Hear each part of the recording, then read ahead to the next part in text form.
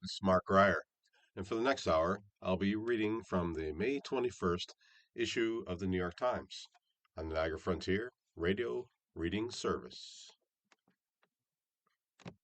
Okay, let's get started. First article: How the $1.8 billion Trump fund may violate past practice and policy. The fund that could offer payouts to Trump allies who accuse the government of mistreatment is not only highly unusual, but also appears to violate the administration's own policies. The $1.8 billion fund created by the Trump administration this week to pay people who claim mistreatment by the federal government appears to violate long-standing Justice Department standards and practices, as well as a policy directive issued by the administration last year, legal experts said on Wednesday. Todd Blanche, the acting attorney general, defended the fund at a Senate hearing on Tuesday, calling it unusual, but insisting it was appropriate and reflective of past settlements. Justice Department veterans have been deeply skeptical of those claims, particularly when it comes to a provision in the deal that offers President Trump, his sons Eric and Donald Jr., and the Trump Organization immunity from tax penalties.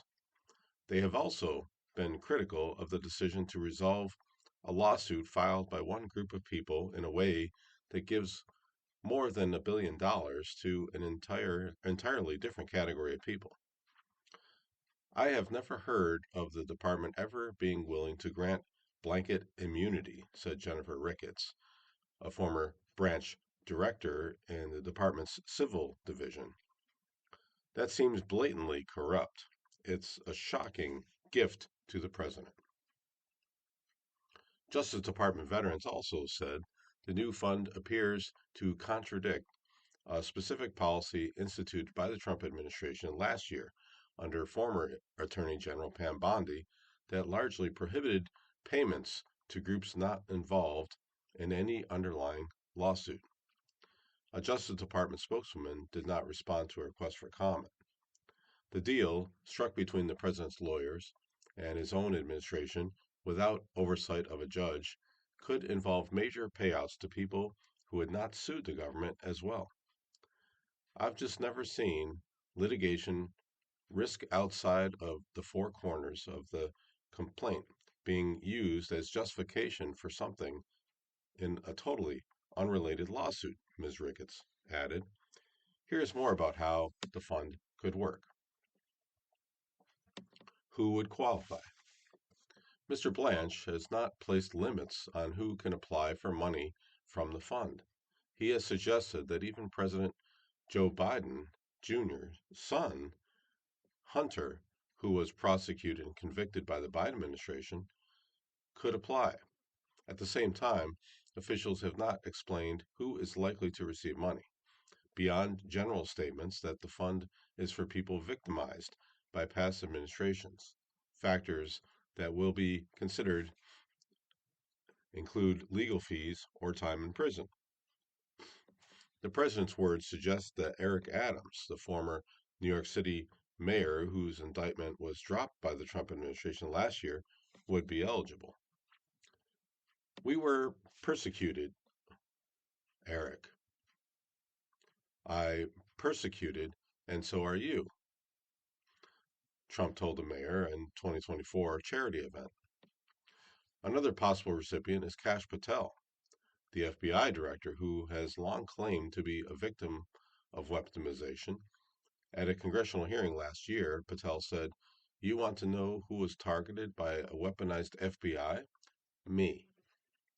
The president and his supporters have used the term weaponization to broadly define perceived government mistreatment of and misconduct toward them.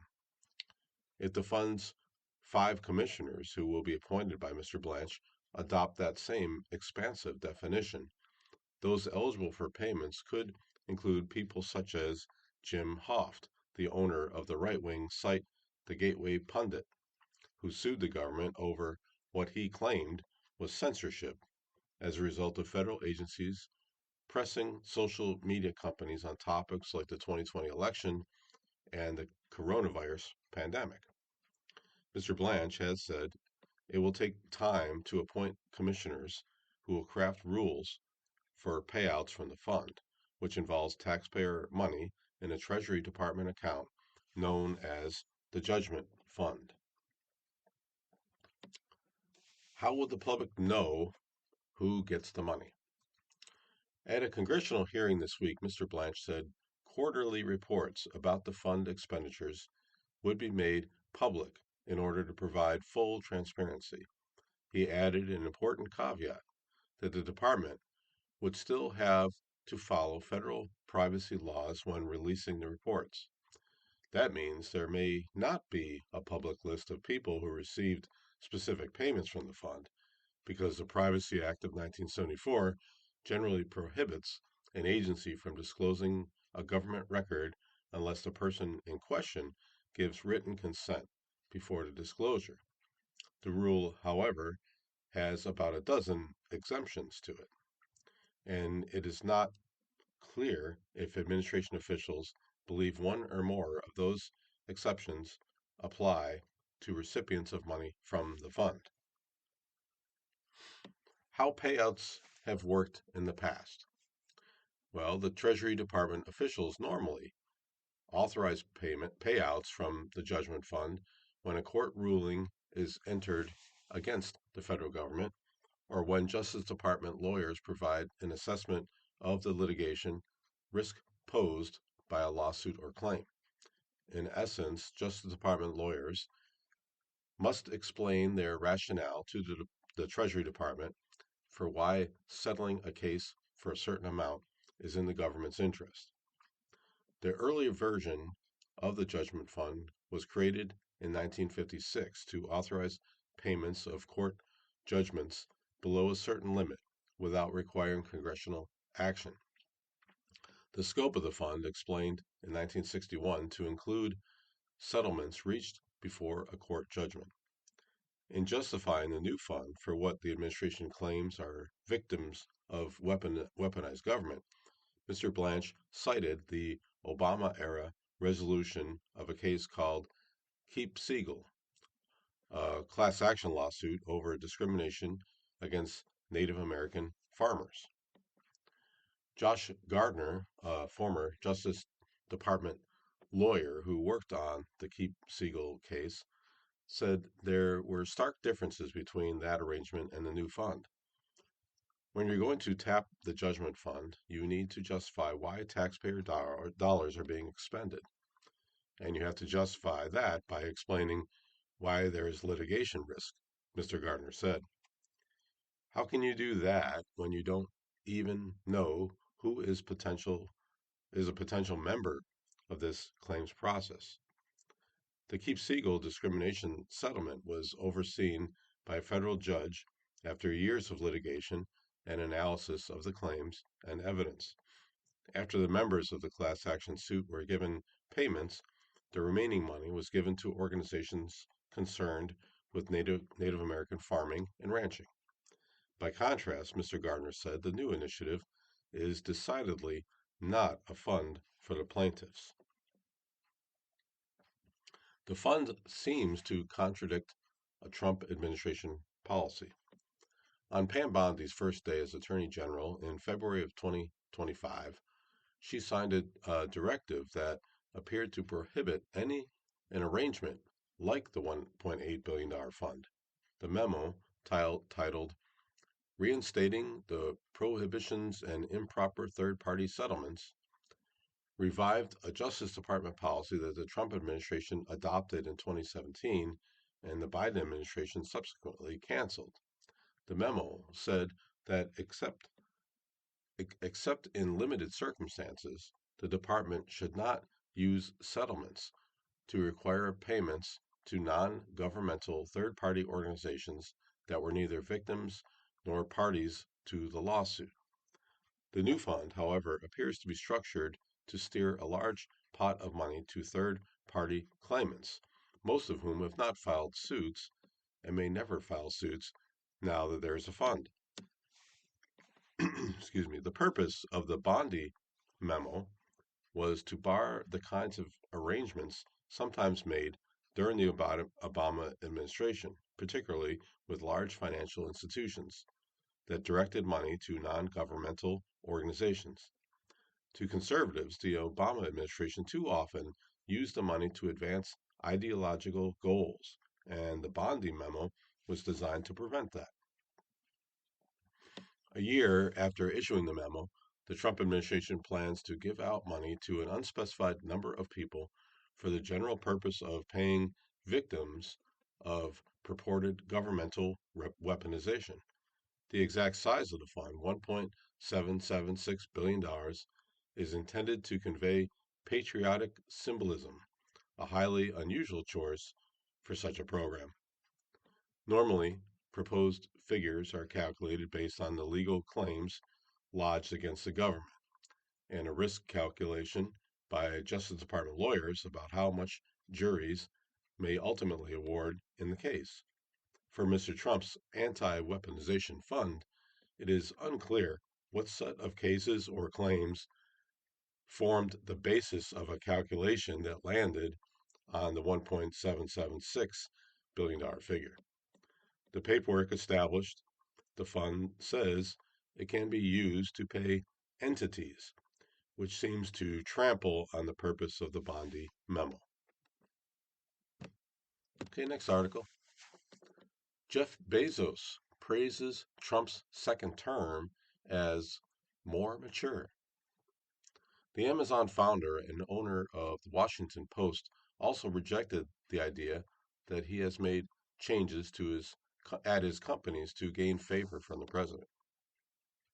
Jeff Bezos, the founder of Amazon and the owner of the Washington Post, said on Wednesday that President Trump was more mature, more disciplined in his second term, and defended his recent cuts to the Post's newsroom.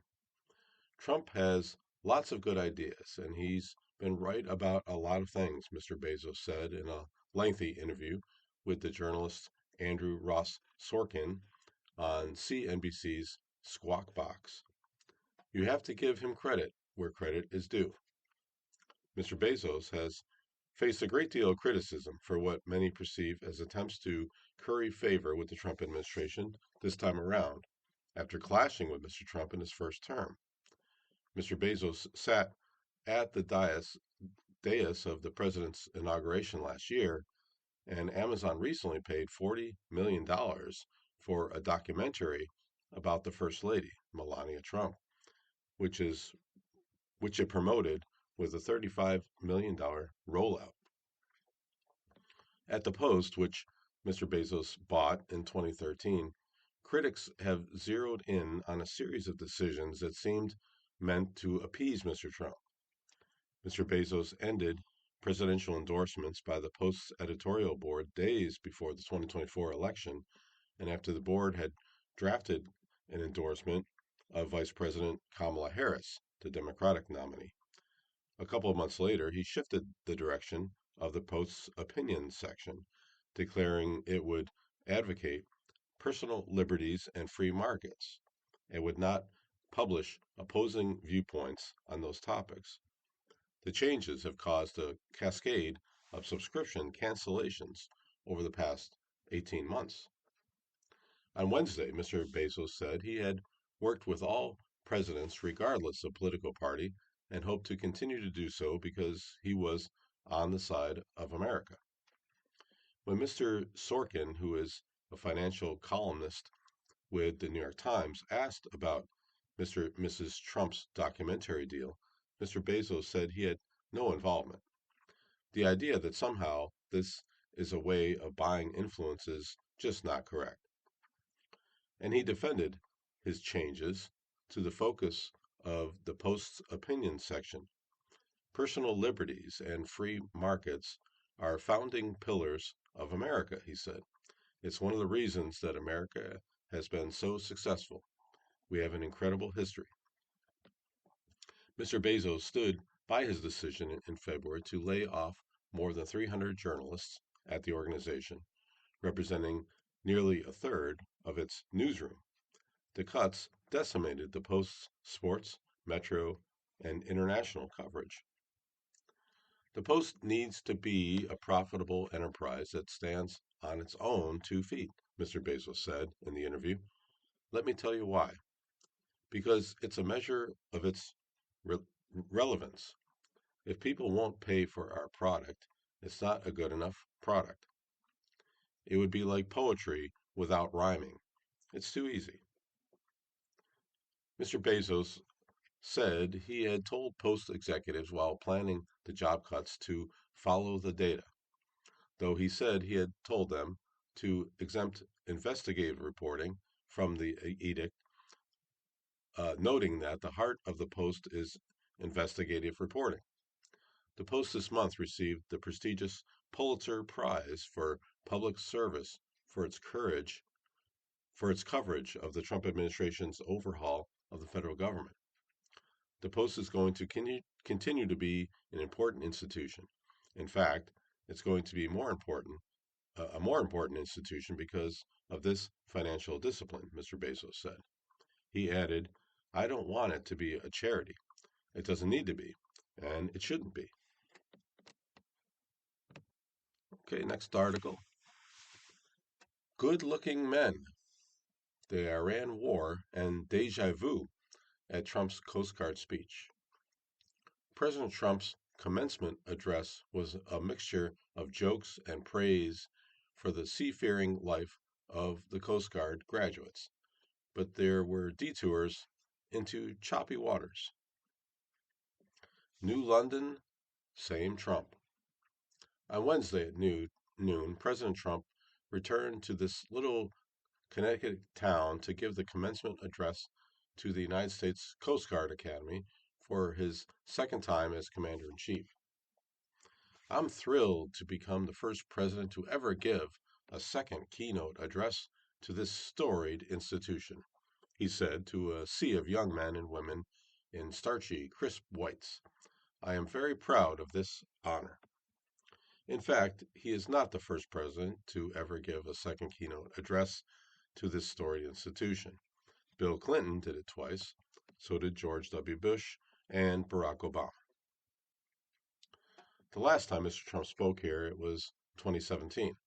He was having a very different presidency, beset with very different crises. And yet, you have to put your head down and fight, fight, fight, Mr. Trump said in 2017. Whatever danger comes our way, you will fight, fight, fight, he said Wednesday. Look at the way I've been treated lately, especially by the media, Mr. Trump said in 2017. The fake news. Look at all them back there, he said Wednesday.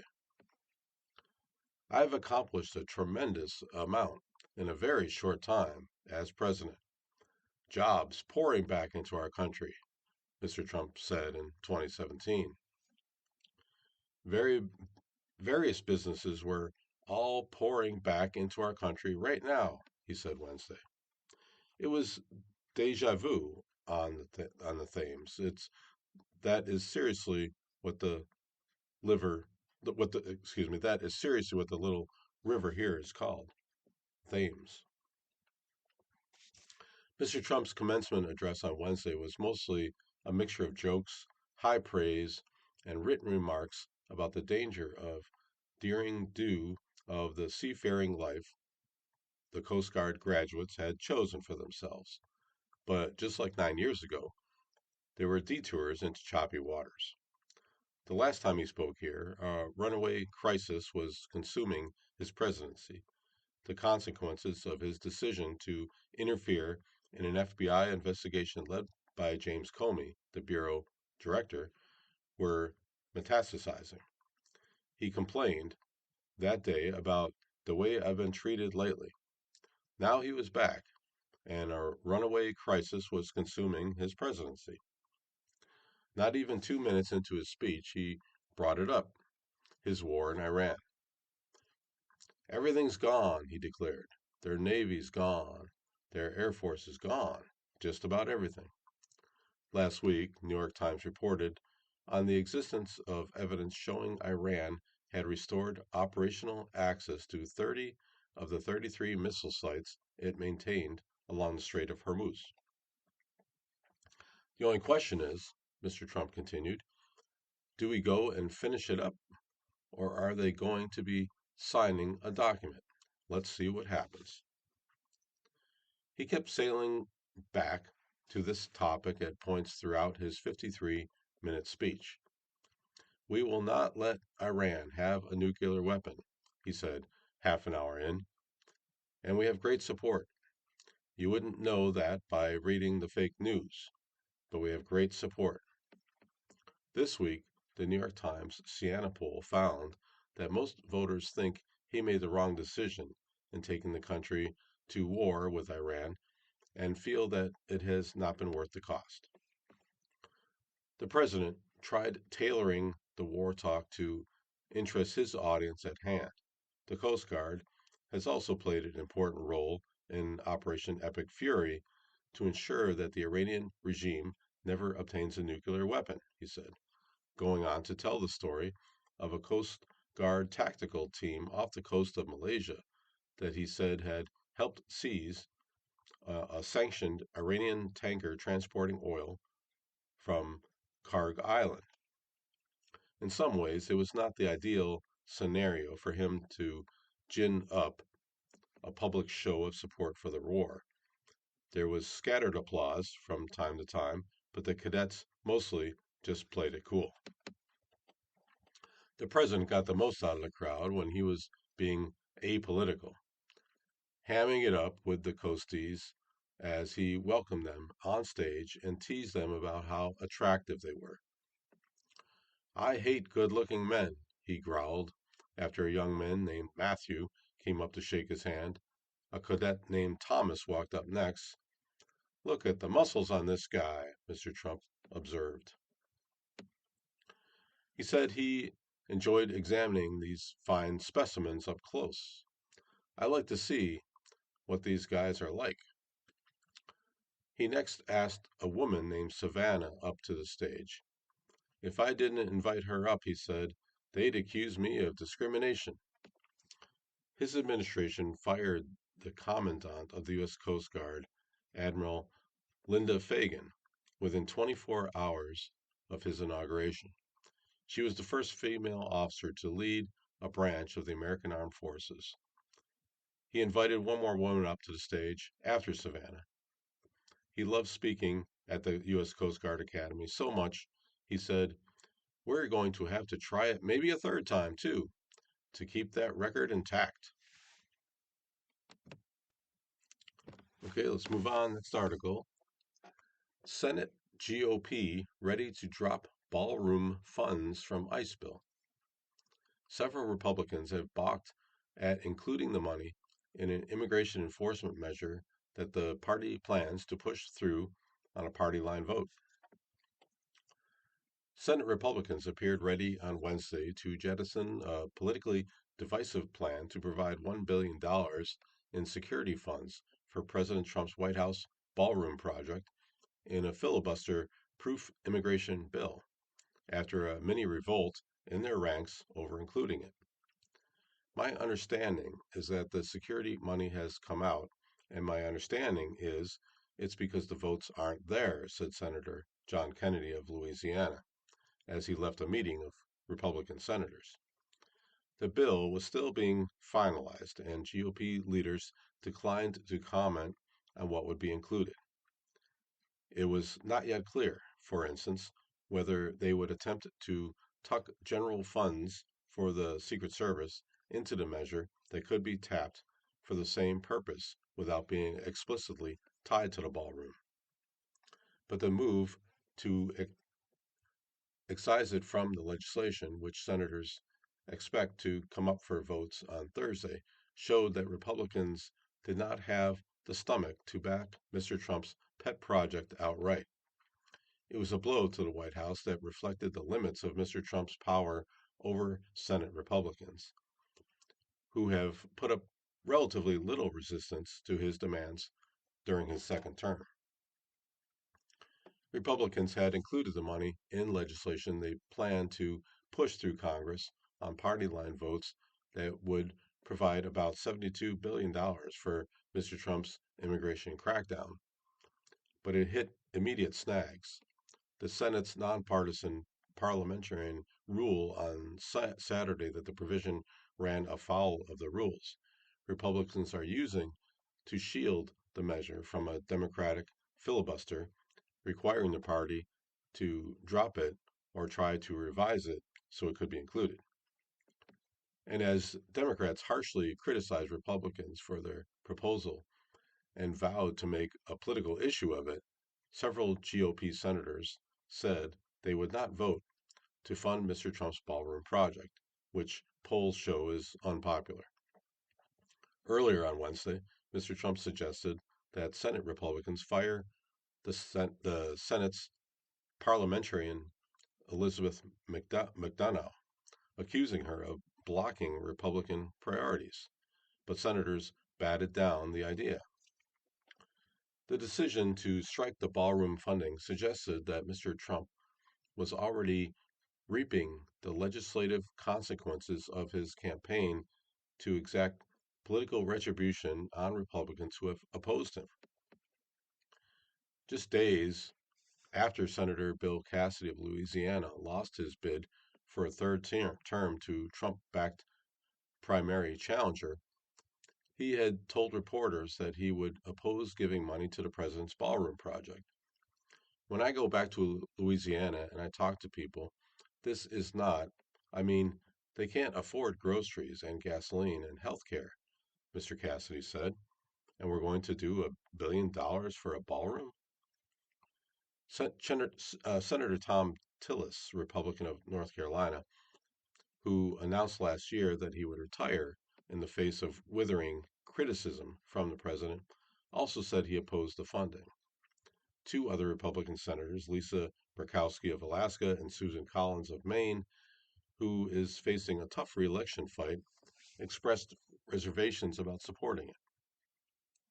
The White House was seeking the money both to finance the project and to strengthen its case against a lawsuit seeking to block the project by showing that Congress had blessed it. Officials had argued that the money would be used only for security. And Mr. Trump has said that the ballroom itself would be paid for with private donations. Even with the provision removed, Democrats still plan to put Republicans on the spot over the ballroom during a marathon series of votes on the budget bill. Senator Chuck Schumer, the New York Democrat and minority leader, said the members of his party would force Senate Republicans to vote on amendment after amendment about Trump's ballroom. Among other issues, adding in a social media post they will not be able to hide. But the change would likely clear the way for faster passage of the measure by the closely divided House, where Republicans in competitive districts are concerned about a politically difficult vote.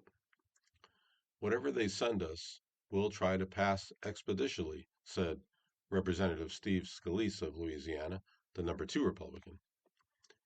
The dispute over the ballroom project had threatened to derail the larger immigration enforcement measure, which aims to fund Mr. Trump's deportation crackdown through the remainder of his term.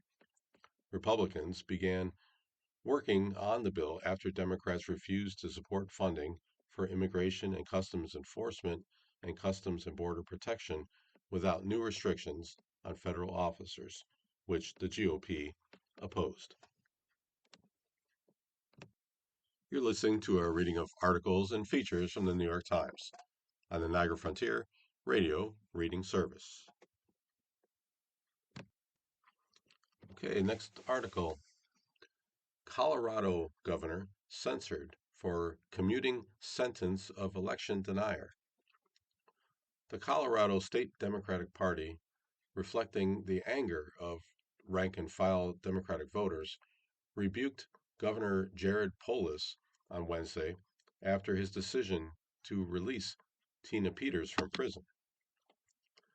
Governor Jared Polis of Colorado, a Democrat, was censured by his own party on Wednesday night over his decision to free Tina Peters, a high profile election denier and supporter of President Trump who had been serving a 9-year prison sentence for tampering with voting machines.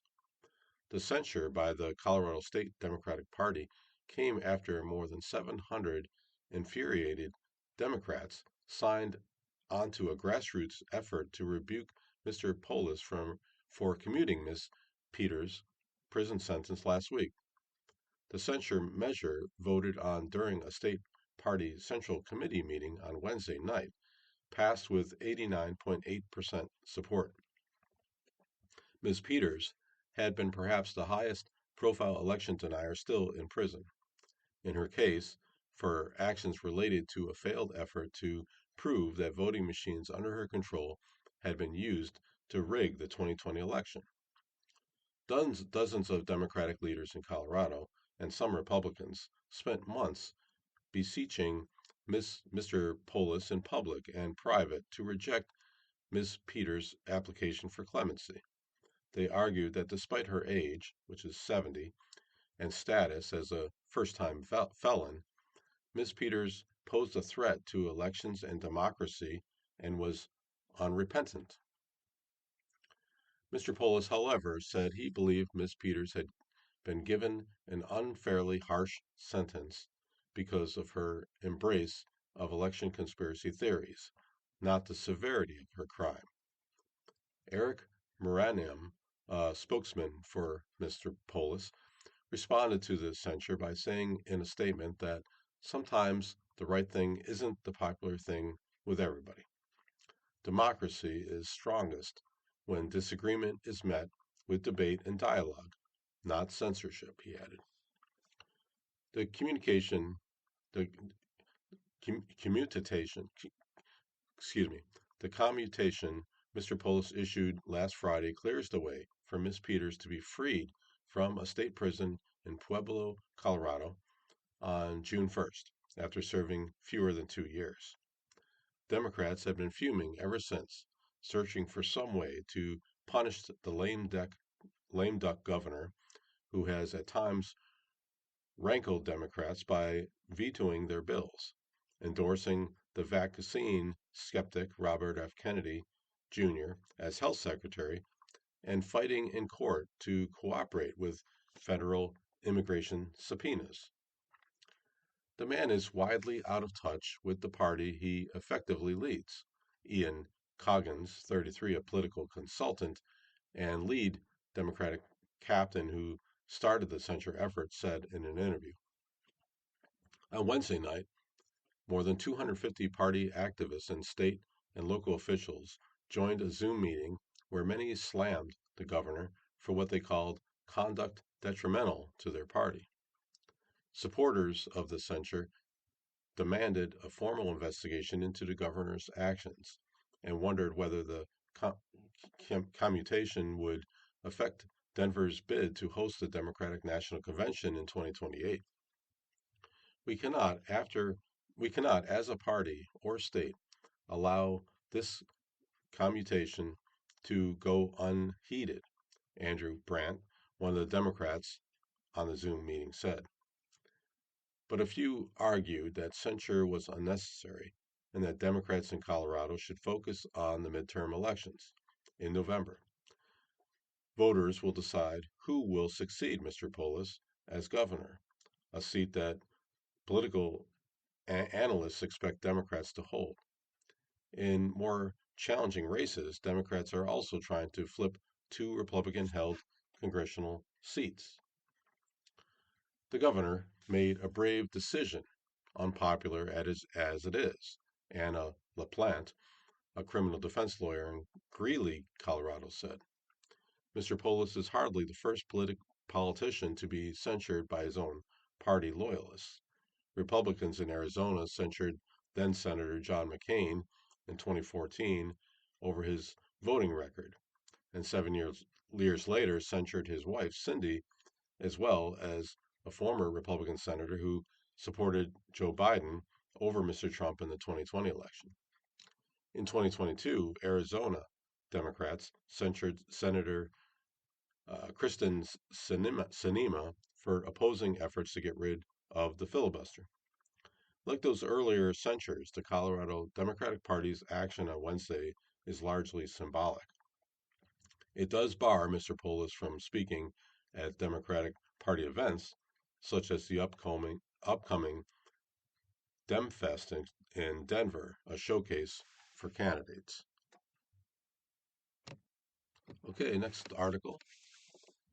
News of U.S. indictment slow to reach Cubans waiting for a breakthrough.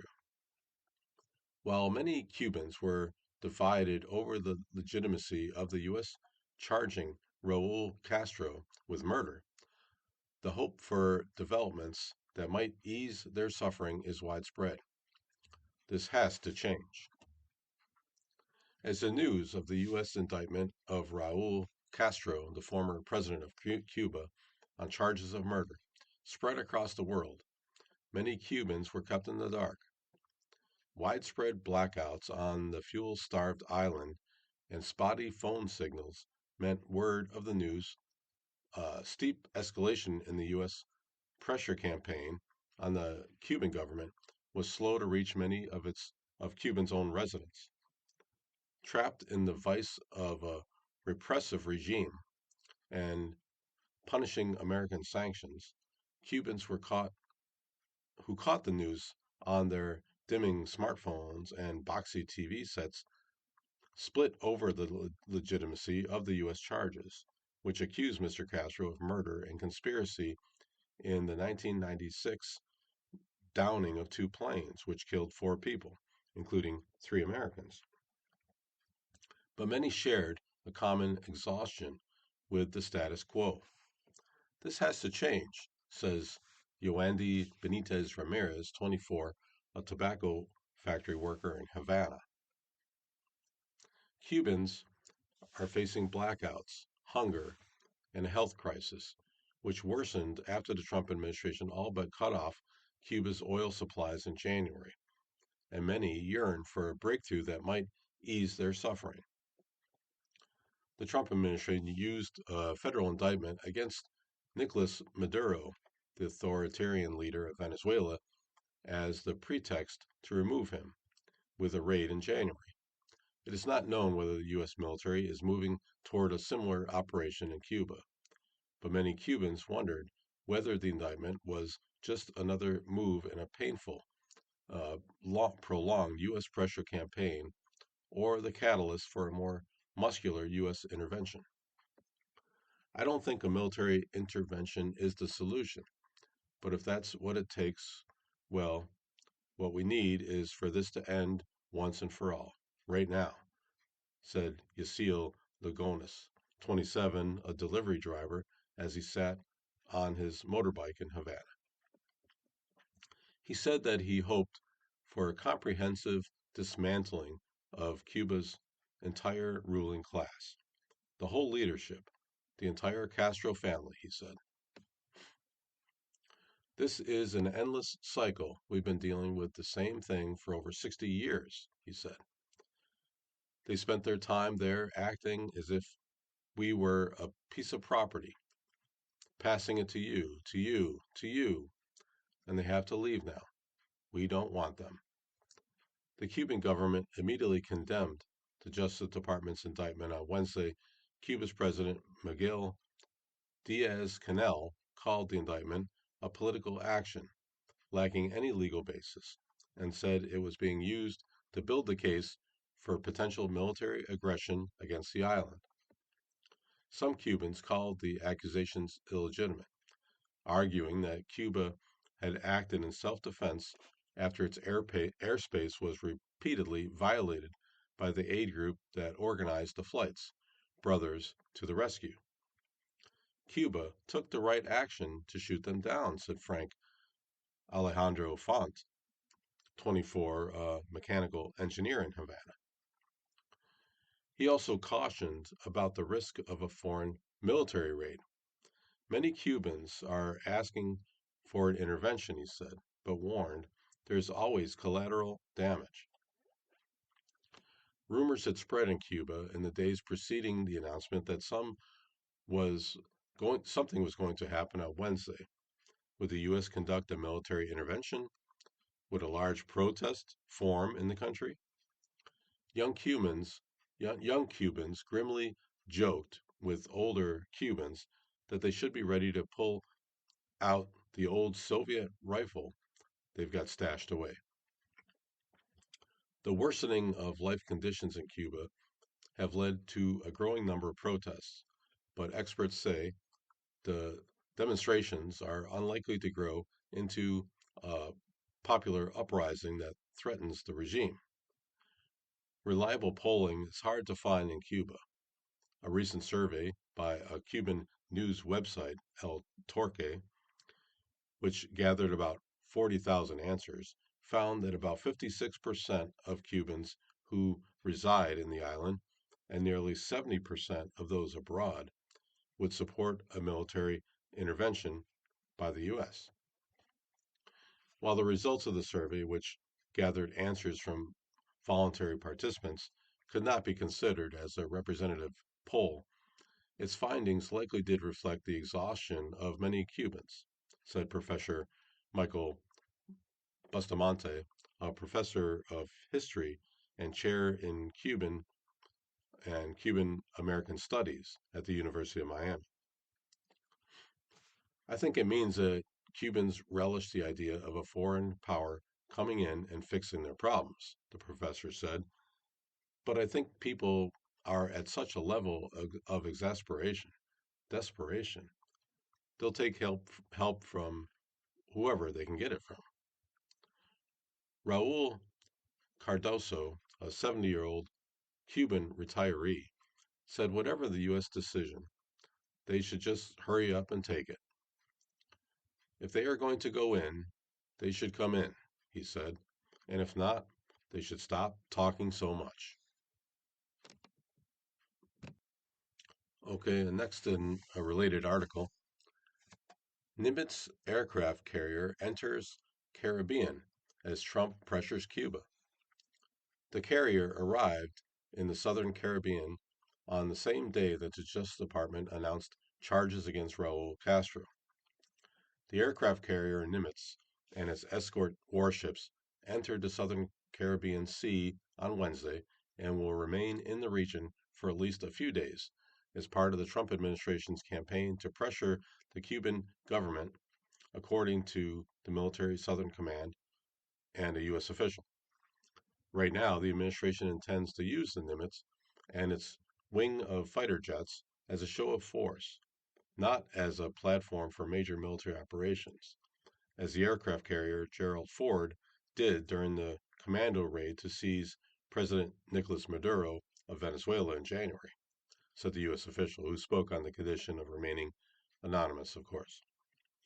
The Nimitz has spent the past several weeks sailing along the South African coast on a previously scheduled training deployment, in recent days conducting exercises with the Brazilian Navy. Still, it hardly seemed coincidental that the Pentagon timed the arrival of the carrier into the southern Caribbean on the same day that the Justice Department announced charges against Raul Castro, the 94-year-old former president of Cuba. Welcome to the Caribbean, Nimitz Carrier Strike Group, the Southern Command posted on social media Wednesday. USS Nimitz has proven its combat prowess across the globe, ensuring stability and defending democracy with the Taiwan Strait to the Arabian Gulf. Much of firepower the Pentagon amassed in the Caribbean for the Maduro raid left the region soon after to form the backbone of American might in the Iran War, but the amphibious assault ship Iwo Jima remains in the region, according to the Navy. You are listening to a reading of articles and features from the New York Times on the Niagara Frontier Radio Reading Service. Okay, next article. Blue Sky says Kremlin is hacking its platform to spread propaganda. The company said it was fighting Russian efforts to hijack real users' accounts to post fake content, an apparently novel tactic. Ben Gilbert describes himself on Blue Sky, the social media app, as an economist, lit and guitar nerd, rugby fan, owner of excessive pets. A professor at the Colorado School of Mines, he rarely posts, but when he does, the subject reflects his expertise in natural resources. So it was odd when a video purporting to be a news report appeared on his account last month, blaming France's financial and political support for Ukraine for police staff shortages at home. Without his knowledge, Mr. Gilbert said, he had fallen victim to Russia's latest tactic to try to spread its propaganda in the West. His account, like hundreds of others on Blue Sky, had been hijacked and used to poke fake news articles, according to the company and researchers at Clemson University working with a collective of internet monitors who track Russian influence operations and call themselves the D Team. The compromised Blue Sky accounts included those of people who are influential in their fields, though perhaps not famous. They were journalists and professors, a pollster in Texas, an anime artist, and a filmmaker in Hollywood, whose account posted a video doctored by artificial intelligence to impersonate a Canadian police official criticizing France's president. The campaign, which the researchers at Clemson linked to the social design agency, a company in Moscow, shows how Russia continues to seek new ways to erode public support for Ukraine, which Russian forces invaded in 2022. Blue Sky has grown more prominent as a rival platform to X since X's owner, Elon Musk, threw his political support behind President Trump before the 2024 election. With 42 million users, though, Blue Sky trails far behind X's nearly 600 million. While Russians have long flooded social media platforms with fake accounts and content, hacking into real accounts appears to be a novel strategy. They are clearly still experimenting, said Darren Linville, director of Clemson's Media Forensic Hub. They're always experimenting. Blue Sky has been tracking the activity and removing the posts, as many as a couple thousand. They came in waves beginning in April and continuing until at least last week. In a statement, the company called Russian influence operations industrial wide problem. We dictate significant resources toward detecting and disrupting coordinated, inauthentic campaigns, the statement said. Mr. Gilbert of the Colorado School of Mines, a public research university near Denver, learned of the post on his account when the New York Times contacted him. I just deleted it, he wrote in an email. In other cases, Blue Sky has suspended accounts until the owners step forward to reset them. Many targets learned of the hacking only when they were locked out of their accounts. One of them was Pamela Wood, a political reporter at the Baltimore Banner. Okay, next article. Thousands of New York City jobs could be lost to AI boom, report says. A report by the New York City Comptroller argues that the city's economy will be transformed by artificial intelligence. We've never seen anything like this, he said.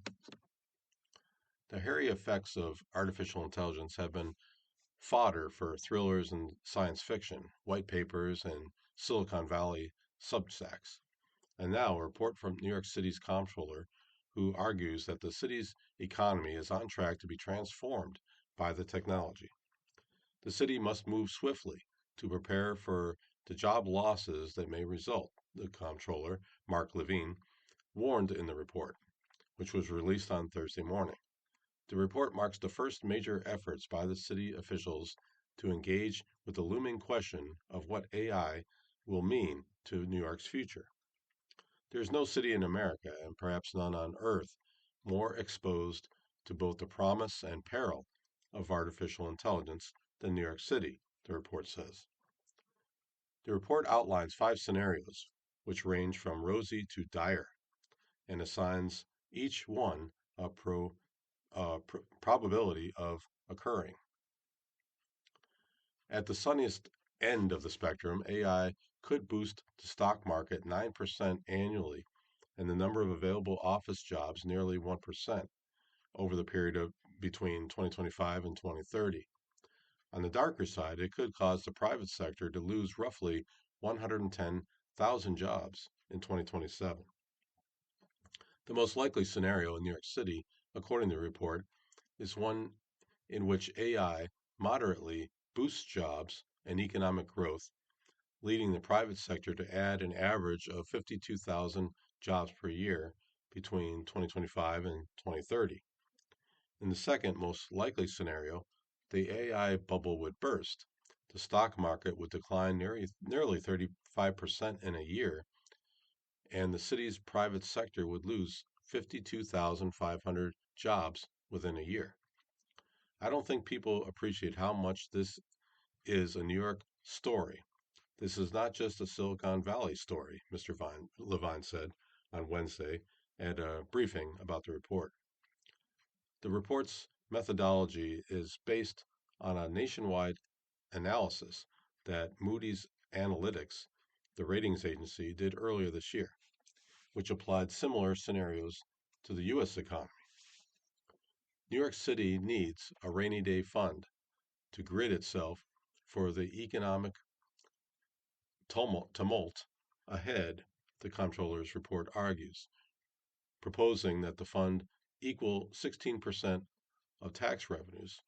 This figure is based on how New York City has weathered previous economic downturns, according to the report. Former comptrollers have called the bolstering reserves plenty of times. Mr. Levine's predecessor, Brad Lander, called on the city to do so last year, as President Trump's tariffs sowed economic chaos. And Mr. Lander's predecessor, Scott Stinger, warned more than a decade ago that the city was more than $1 billion short of what it needed if it faced financial crisis. We've never seen anything like this. The Industrial Revolution took, 40 years to play out in New York City. I'm giving you a 3 to 5 year timeline here, Mr. Levine said. It's a heavy lift, but this is a long term fight. Okay, last article for today. Bone found near the Guthrie home predates her disappearance by 750 years. Archaeological experts say the discovery is a cautionary tale about the consequences of citizens investigators taking matters into their own hands. Alec Wasapal was making his usual rounds through the hot and dusty trails of Tucson, Arizona earlier this month, looking for signs of Nancy Guthrie, when something caught his eye. He is one among a small band of live streamers who have taken upon themselves to investigate the disappearance of Ms. Guthrie, the mother of the Today Show host Savannah Guthrie, ever since she went missing in February and set off a nationwide frenzy. Wearing gaiters to guard against always lurking rattlesnakes and filming with his cell phone, he sidled up to a spot on the dry riverbank a few miles from the Guthrie home. "Oh, what is that?" he said to 1,000 people who tuned into his YouTube channel. "That's a bone." His heart racing, he called 911. News of the discovery rocketed across social media, sparking speculation among devotees of true crime that there had finally been a break in the case of the missing 84-year-old. But after the local authorities arrived on scene, they soon clarified.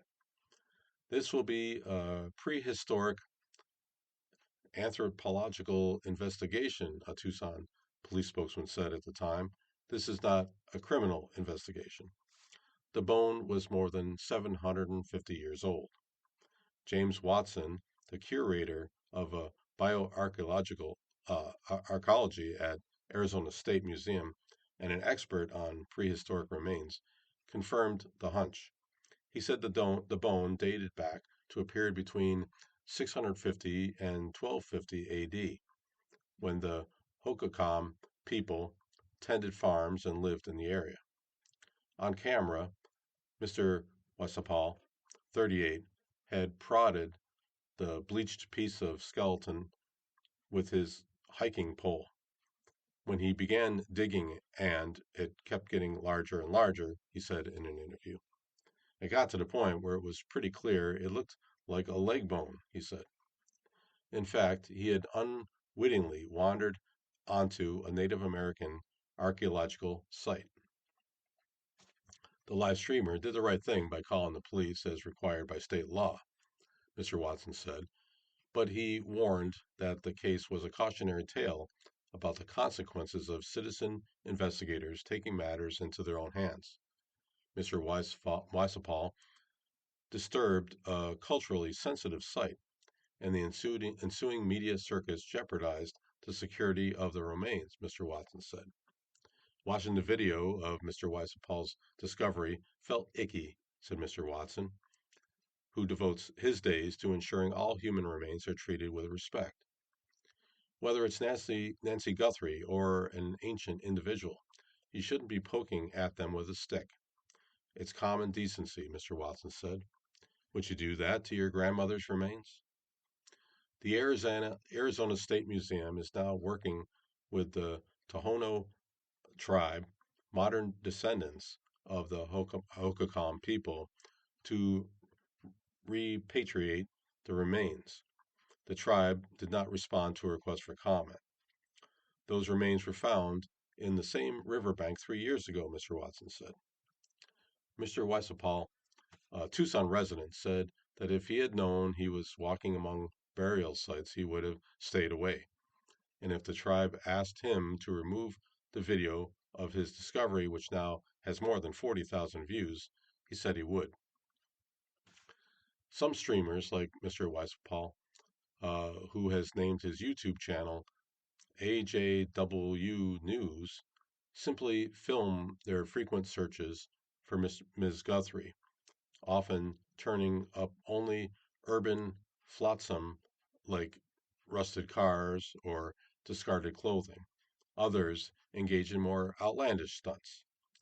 But all seem to agree that the authorities are not doing enough to find Ms. Guthrie, who the police believe was kidnapped from her home in the early hours of February 1st. The case has frustrated law enforcement, and there have been no major updates for months. In a statement, Sheriff Chris Nonis of Prima County, who has been leading the local investigation, said of the streamers and searchers, "We appreciate their concern, and we all want to find Nancy, but this work is best left to the professionals." Okay, you've been listening to a reading of articles and features from the May 21st issue of the New York Times. Your reader today has been Mark Grier. Thank you so much for listening.